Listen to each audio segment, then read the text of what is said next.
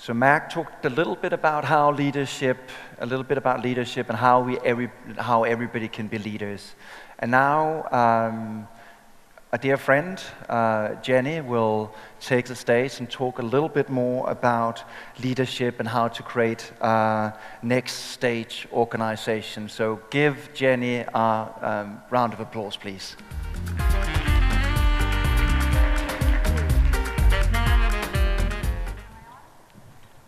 Working okay? Good afternoon, everybody. I'd like to thank the organisers for inviting me here to Istanbul. It's my first visit, so I'm really very excited to be here.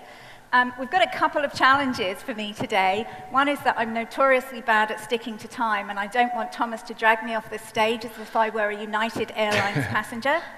And two, I foolishly sent the wrong set of slides to the organisers for a 90-minute talk, so you'll need to bear with me. I might have to run through things a little fast. But I'd actually like to start by asking you in the audience a question. Could you put up your hands if anybody has read a book called Reinventing Organizations by Frederick Laloux? Ooh, nobody, okay. Has anybody heard of or worked with integral theory?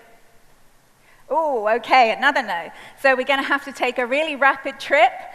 So buckle up seatbelts. This is going to be fast. Oh, okay, that's not the slide I was expecting. Okay, does the back button work? Okay. Okay, here we go. Let's see if we can get it to go back. Okay, so integral theory is a framework, and it's a framework that helps us to understand how human evolution has happened over the 240,000 years that human civilization has really existed. And there are a number of ideas within this framework that human evolution goes in leaps and bounds, that it's not gradual. And within each leap and bound, there are significant breakthroughs that we make that significantly improve the quality of the human condition and the kind of life that we have. There are also specific mindsets that are attached to each level of development that human evolution goes through. And there are also particular organizational forms that emerge with every different mindset. So, for example, if we look at impulsive red, which first appeared 12,000 years ago, roughly, the kind of organizational form that appeared with impulsive red was one that was led by a very domineering leader where loyalty was everything. Transgression of loyalty was punished severely. And these kind of organizations we very rarely see in business today, but if we do see them in organizational form, it's usually within street gangs, for example, that kind of punitive culture, or within organizations, organized crime like the mafia. Oh, I think I'm losing my ear. The second step in human evolution, which occurred about 4,000 years BC, was traditional amber. Traditional amber in organizational form was where we first learned how to put together organizational charts, put rules in place. And these kind of organizations today we see very, very traditional form, organized religion like the Roman Catholic Church, command and control models like the army. And then there is achievement orange, which first appeared in the industrial era, so only about 150 years ago, and it's the one with which most of us are really familiar. It's the kind of corporate organization like Walmart, like Coca-Cola, that is very command and control. It's where we learn to put structure and processes in place. It's driven very much by competition. It's a meritocracy. And it has driven significant advances in the human experience in the last 100 to 150 years. And then a further model appeared towards the end of the 20th century, which we call pluralist green. And that is where organizations started to understand that achievement orange was not creating the human experience that we basically desire. And it became a lot more humanist in the way it operated. So very values-driven, strong cultures, the kind of organizations that we might see in some of Unilever's brands today. But there is a new business model and a new potential for a leap in human evolution, which we call evolutionary teal, and it's that I'd really like to talk to you about today. And you can see from this slide, so we have got my old slides, that in terms of how long humans have been around, how very fast we are accelerating the different changes in human evolution. And that's one of the things that makes communication very difficult between humans today, because right now on the planet there are more different mindsets and more different worldviews than there have ever been before. I'm going to quickly go through this one. So one of the problems that came about with Achievement Orange is that there is a shadow side to Achievement Orange, and it shows up really through disconnection in 3 different ways. And it shows up as disconnection from nature, where we are constantly polluting the planet, where we are creating biodiversity loss, and where we're depleting resources. These are the issues that we all know in sustainability. The mine it, make it, dump it culture that we've created. The second area of disconnection is humans from humans. This is where we see in society today that 1% of the population have more wealth and opportunity than the rest of the 99% put together. And finally, there is disconnection between humans and our actual souls, our intuitive way of living and our intuitive way of being. And that's showing up in increased suicides, increased obesity, and at work, disconnection, disenchantment, disenfranchised employees who are struggling with very, very high levels of stress. So a couple of years ago, I was diagnosed with advanced lymphoma, which was declared terminal. And as you can see, I'm still here today, so it wasn't as bad as they anticipated that it would be. But it did give me an opportunity to stop work for a while and do my own personal PhD and study a lot of different things. And I was particularly interested in examining the idea that if we could reconnect humans to ourselves and to our souls, perhaps we could work backwards, reconnecting humans to humans and actually making it easier for the sustainability agenda that we all want to accelerate to move faster, so that we would not get to a situation where we crossed more planetary boundaries than we already have done. And that's what I really want to share with you today, is the results of the things that I found. So I went out and I interviewed maybe 120 different organizations like Patagonia that I've worked with for years, but new organizations that I discovered that were operating in a slightly different way, with a different business model that is described today as self-management. I don't know if you've ever heard of this kind of business model. And one of the things that these organizations do incredibly well is activate human qualities.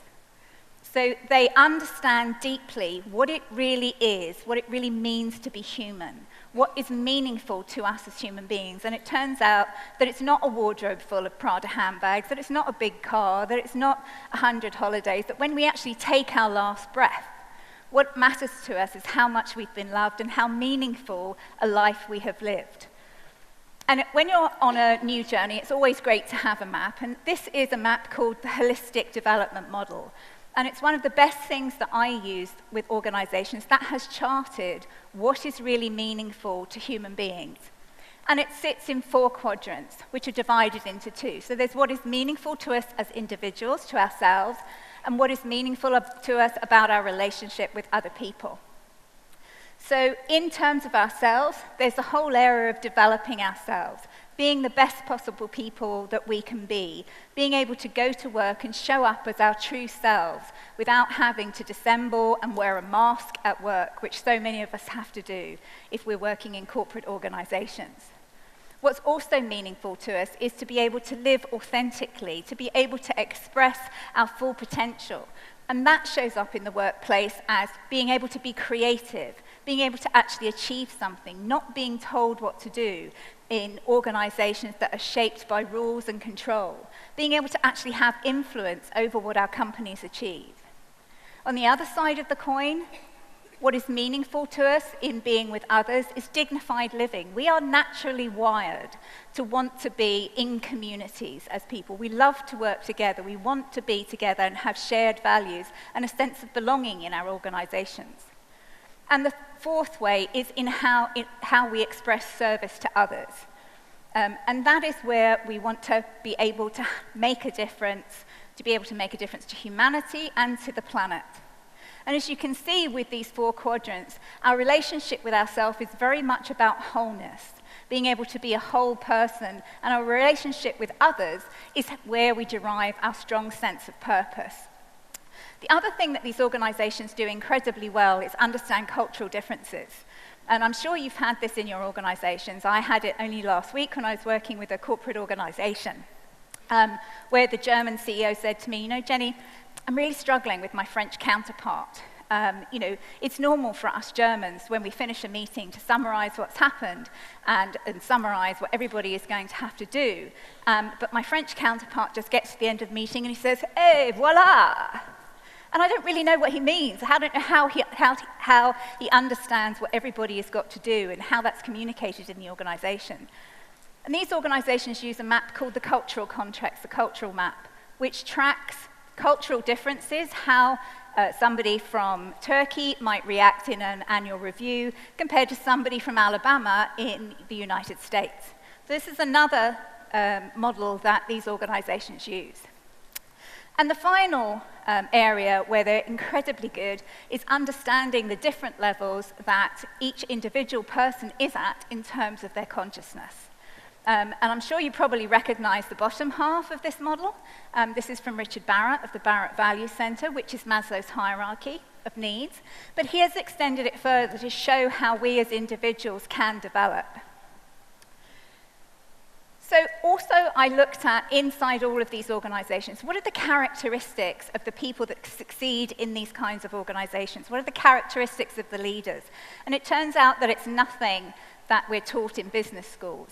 They're looking for people who are collaborative, co-creative, curious, who have imagination. These are the kind of qualities that leaders of the future are looking for in themselves and in others. A contribution mindset, we heard about that earlier in the day. People who have a really strong sense of self-discipline, because there are no managers in these organizations. They have stripped out the entire level of management, and they work with a self-responsibility model, which I'll share in a minute. What else do they do well? It's the shape, how they activate the shape in the organization, the principles and the practices that they put in place that are really significantly different. So they have stripped out the traditional hierarchy and they've moved to a much more distributed way of working where there is no management and everybody inside the organization is entirely responsible for their part in achieving the mission and vision and values of the organization that they work for. Very much like nature. You don't see any square flowers. So they take their inspiration from nature. Don't know if anybody recognizes this. This is Baghdad in the 13th century, before it had any oil, and it was arguably much more successful because what it had in those days was knowledge. It was also round. I think it's a very beautiful drawing of how Baghdad used to be. It's a place I'd really love to go. But these organizations have a very strongly circular culture. So their practices are very much drawn, as Mac was talking about earlier, from indigenous wisdom. They have systems in place that help all of the individuals in these organizations be responsible and deliver the mission and values of the organizations. For example, they have something that's called a clue, and it's not a clue as in a clue to look for something. It's a colleague letter of understanding, which details exactly what kind of a relationship they are going to have with the people that they work directly with, what kind of responsibilities they have to external suppliers, to their colleagues within them. They have a process for managing how the organization is doing that is called stepping stones. They don't have KPIs, but if they have difficulties and problems with the organization's growth and success, they simply get together and discuss it between them in a very holistic and very open way. Anybody can spend money in these organizations. Anybody can give themselves a raise. Anybody can make a decision. But there's a process by which they make those decisions. They go to each other if they want to purchase something or if they want to make a change in the organization. They must contact and have a conversation with 2 people who are expert in the area that they want to change, and a minimum of 2 or 3 people who are going to be affected by the decision that they make. So they have distributed decisions, and it's a very collective approach, extremely different to the kind of organizations that we're used to. They use indigenous wisdom, knowledge, processes, and practices that are extremely circular in their approach. You will never find a square boardroom table in these organizations. Pixar, for example, one of the organizations I interviewed, told me, and they're one of the most creative organizations on the planet, that they couldn't understand how, when they had complete company-wide meetings about how they would go forward with creativity, why they still did not seem to get engagement from people who were at the far ends of the table and the people who were coming into the meeting that were at the back of the room. And then they realized it was simple. They had a square table, so they put a round table in. And all of a sudden, a democracy ensues, because on a round table, nobody is bigger or more powerful or stronger in the hierarchy. They use something called social presencing theater, presencing and mindfulness meditation, where instead of looking to the past for inspiration about how they're going to develop their organizations, they engage what Carl Jung talked about as sensing, intuition, and they sense from the future what the future wants from them. A very, very different way of working. So they're connecting with their sensing, their somatic, their body feeling, they're seeing, and they are engaging with deep, deep listening processes. These are very different organizations, but they're extraordinarily successful because I believe that they have understood what it is that is meaningful for human beings and created organizations where people can be happy, and when they're happy, they're more productive, they're more engaged, and their organizations are more successful. The final thing, not all of these organizations do, which we've heard about very much today, is how important it is, once you have engaged individual purpose and created meaningful work for individuals, is that you activate your organizational, environmental, and social purpose. And I think many people have said today how important the global goals are in doing that. I genuinely believe, I work with a lot of startups, as well as established global organizations, that no business should be built in the future for at least the next 30 years that does not set out with a purpose to tackle at least one, if not 2 or 3, of the global sustainability goals. So this is the journey if you choose to take it. For these kind of organizations, you need to be ready to act. And ready to act can start with any kind of trigger for awareness. For me, it was an experience with being diagnosed with having terminal cancer. For an organization, it could be something like 2008, the financial crisis. Something triggers a sense that we need to do something different. So you're at the stage where you're aware. And the journey into consciousness for individuals, which runs along the bottom, very much mirrors our journey as sustainability professionals. So we become aware, and you're starting the journey of sustainability with the biggies: energy, water, waste. But sustainability, as we know, is better than bad. It's not a solution for the challenges that we face in the future. So we've moved to the circular economy, and this mirrors how we begin to cohese as individuals in our development of consciousness. At the stage of transformation, we're approaching organizationally, operating as regenerative businesses or net positive, which was spoken about earlier.